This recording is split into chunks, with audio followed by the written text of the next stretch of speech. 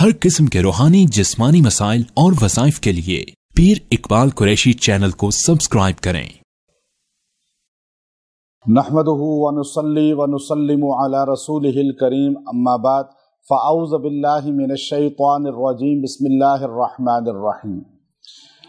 दुश्मन के शर से बचने के लिए एक बहुत ही मुजर्रब कुरानी अमल है जो अल्लाह तबारक व तआला ने अपने नबी सल्लल्लाहु अलैहि वसल्लम को इरशाद फरमाया।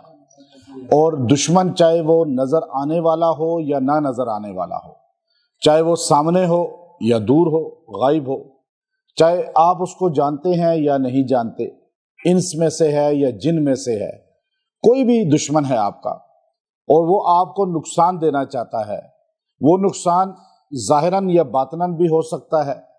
तो उस नुकसान से बचने के लिए ये अल्फाज जो कुरानी हैं, जो अल्लाह तबारक व तआला ने इरशाद फरमाए, ये इतने ताकतवर हैं कि इंसान को अल्लाह रब्बुल इज़्ज़त जो है इसकी बरकत से अपनी हिफाजत में ले लेते हैं। अब आज लोग परेशान हैं और परेशानी में बार बार आके इजहार करते हैं, जैसे आप लोग बैठे हैं।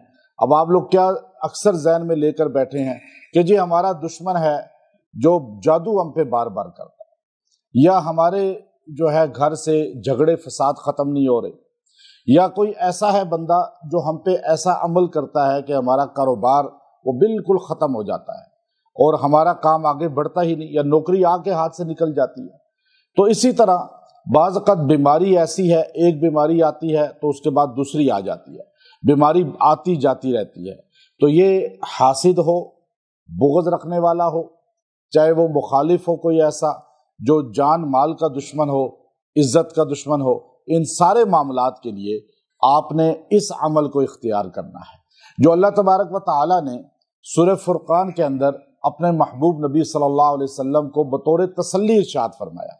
क्योंकि आप सल्लल्लाहु अलैहि वसल्लम जब तबलीग करते थे और अल्लाह की वहदानियत की, तौहीद की आपने तबलीग का आगाज किया, तो आपके दुश्मन बढ़ते चले गए।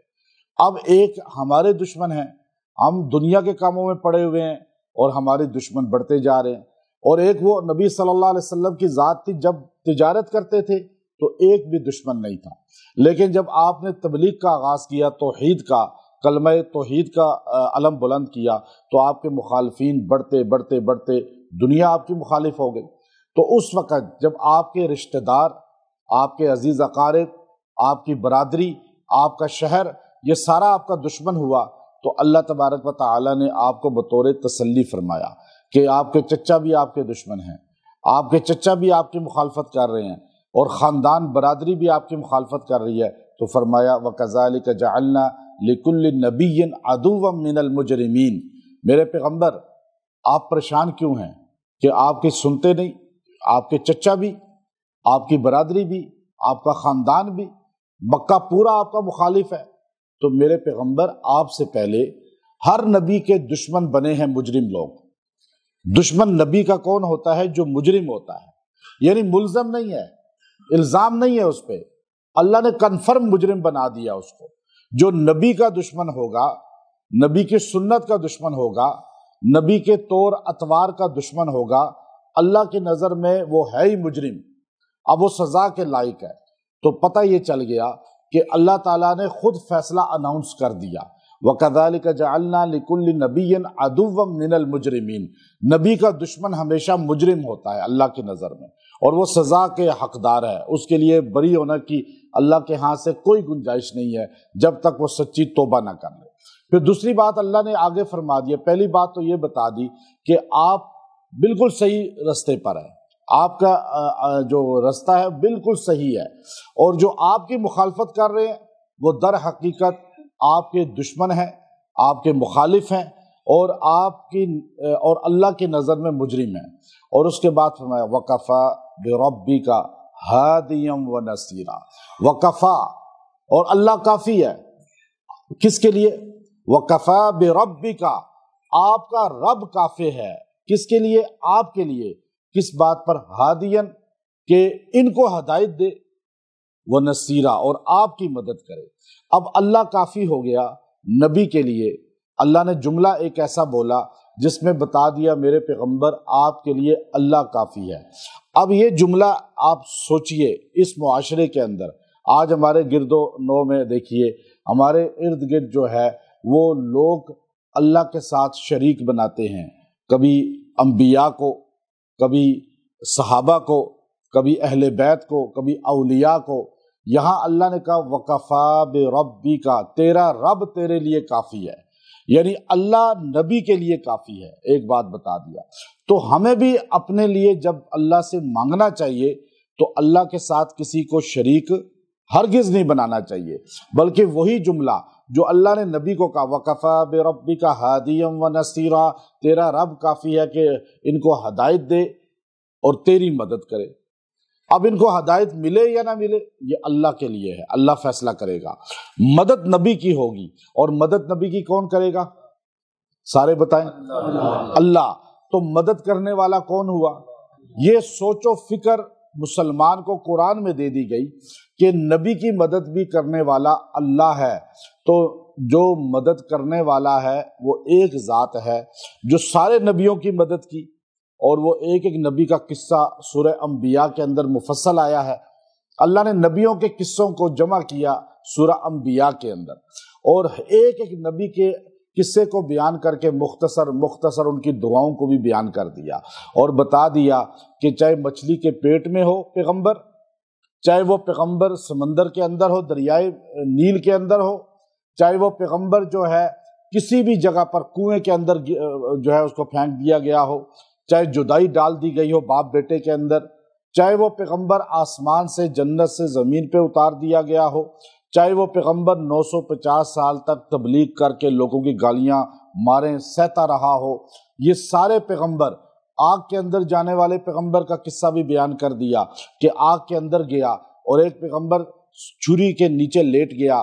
اب یہ سارے نبیوں کے قصوں کو بیان کر کے بتایا کہ ان ساروں کی مدد کس نے کی، اور انہوں نے مانگا بھی کس سے؟ تو ہمیں کس سے مانگنا چاہیے؟ مدد کرنے والا کون ہے؟ یہ عقیدہ مسلمان کا بنیادی عقیدہ ہے۔ یہ عقیدہ آج اتنا کمزور ہو چکا ہے کہ لوگ نماز تو پڑھ رہے ہیں، روزہ تو رکھ رہے ہیں، حج تو کر رہے ہیں، قرآن پاک بھی پڑھ رہے ہیں، لیکن عقیدہ اتنا کمزور ہو چکا ہے جس کی وجہ سے یہ ساری کے ساری اعمال جو ہے فَلَا نُقِيمُ لَهُمْ يَوْمَ الْقِيَامَةِ وَزْنًا، فرمایا قیامت کے دن عملوں میں وزن ہی نہیں ہوگا، اس لیے کہ عقیدہ کمزور ہو چکا ہے۔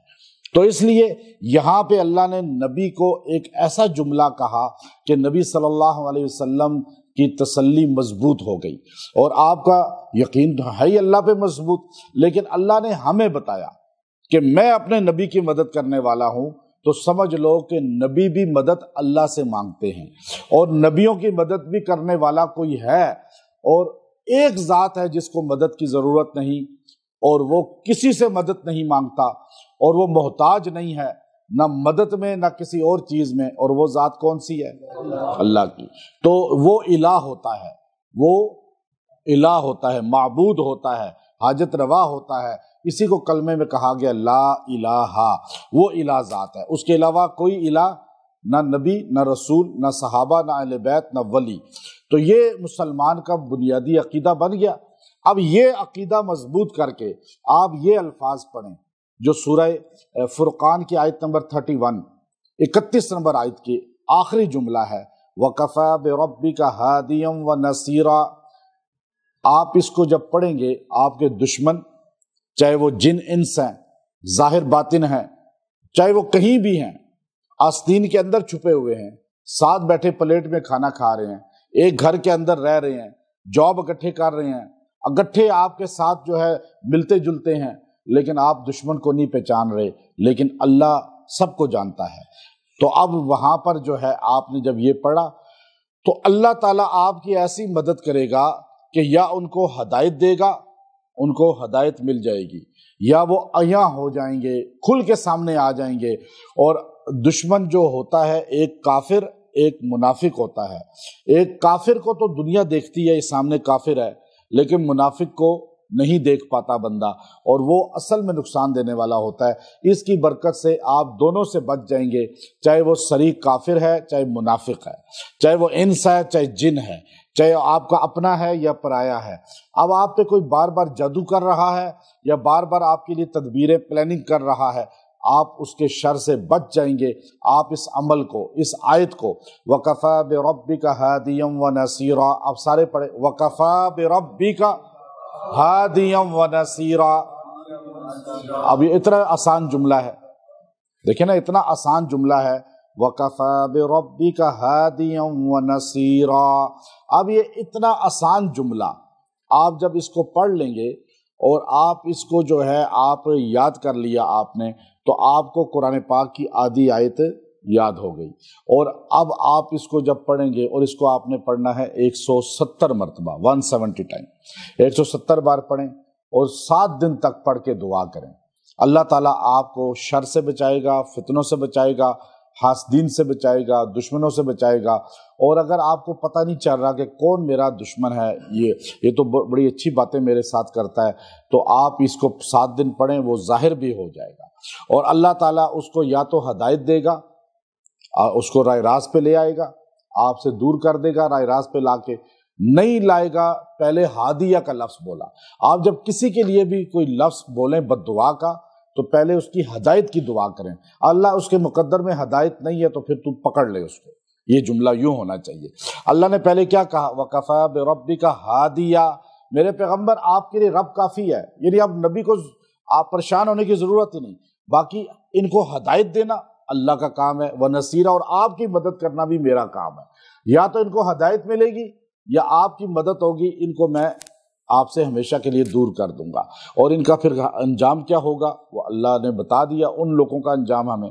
تو اس لیے آپ اس آیت کو مضبوط اپنا سہارا بنا لیں، جہاں آپ کو شر کا پتہ ہو، خدشہ ہو کہ میں وہاں جاؤں گا تو مجھے پریشانی ہوگی اس محفل میں، شہر میں یا آفس میں یا کسی بھی جگہ، تو آپ یہ پڑھتے جائیں، اللہ آپ کو ان کے شر سے بچائے گا اور آپ کی مدد کا حصار قائم ہو جائے گا۔